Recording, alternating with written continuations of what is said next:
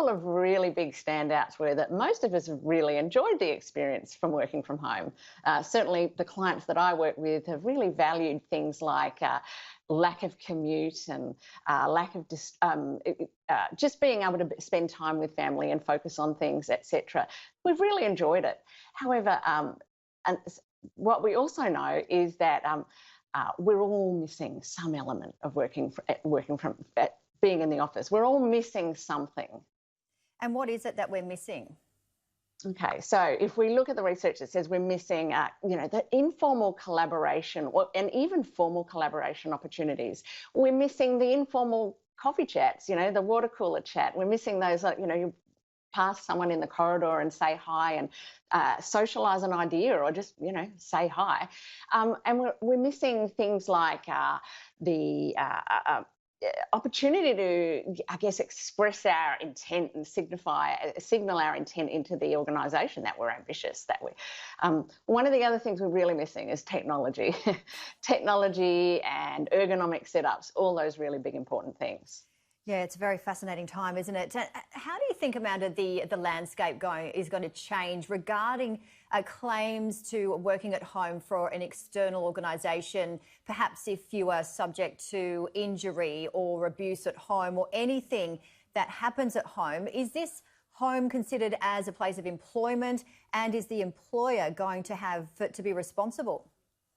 It's a really good issue, and I think, Janie, you're on the forefront here. I don't think a lot of organisations have started thinking about this yet, because our work has intruded into our home environment, and how many organisations have actually really thought that through. Is the home environment a safe place for people to work? Can they deal with an emergency or a crisis, a fire, etc.? And whose responsibility is that? So I think organisations are going to have to start thinking really smartly. If working remotely and working from home is going to continue on for much longer, and I suspect it is, because we are enjoying it, plus it's delivering some benefits and helping us cope with COVID. Organisations are going to have to start really putting that sort of issue on the agenda front and centre. And we're also witnessing increased cyber hacking in the home. How will this be monitored, do you think? Do we need updated equipment? And again, whose responsibility is it going to be? Yeah, you're right at the cutting edge. So with our cyber stuff right now, Internet of Things, our fridge is connected to the Wi-Fi, our printer is connected to the Wi-Fi, and now we're working from home. Organisations once again need to take that responsibility and get on the forefront here and make sure that security is that we're actually thinking about keeping things separate. I think too that the individual needs to accept some responsibility here and make sure that if work does have protocols around security and making sure you do use those secure protocols.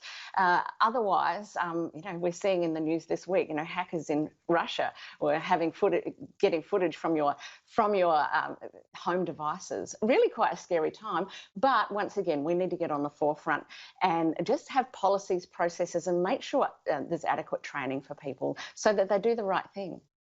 And you have a new book, Amanda, From Invisible to Invincible, great name, without sounding like you're certainly bragging. I know that we had a conversation yesterday, but what are some of the tips that you have in the book? Because you do mention about people not bragging when they do make their changes, and it's that fine line, isn't it, when you do learn something to become invincible. You don't want to be perceived as, look at me, here I am ready to go, but you want to be assertive and have the right framework in terms of improving. Yeah.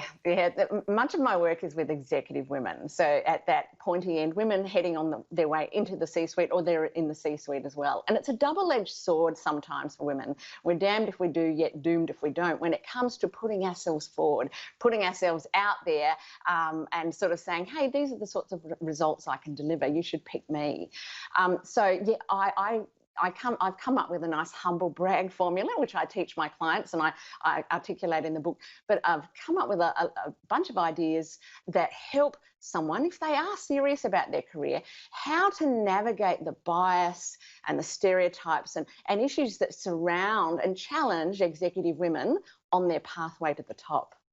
So as a coach, a speaker and an author, very multi-talented there, what tips can you give people watching now? So I think one of the things that we need to consider right now is we are working remotely. So learn to love LinkedIn. If you're serious about your career, learn to love LinkedIn, because LinkedIn provides great benefits in terms of future-proofing your career. So you might miss out on or be laid off in your current job, but if you've got a brand or build a profile for yourself on LinkedIn, then other people will already know you exist. So learn to love LinkedIn would be my biggest tip. However, for those if you're happy with your organisation and your organisation is happy with you, you've got a job and you're doing quite well, learn to love your intranet or whatever system your organisation has internally, because that's the way right now you can brand build, you can signal your intent that you're ambitious, that you're keen, that you want the next job up, you want a pay rise, promotion, better opportunity. So the intranet would also be a really great tool to get skillful at.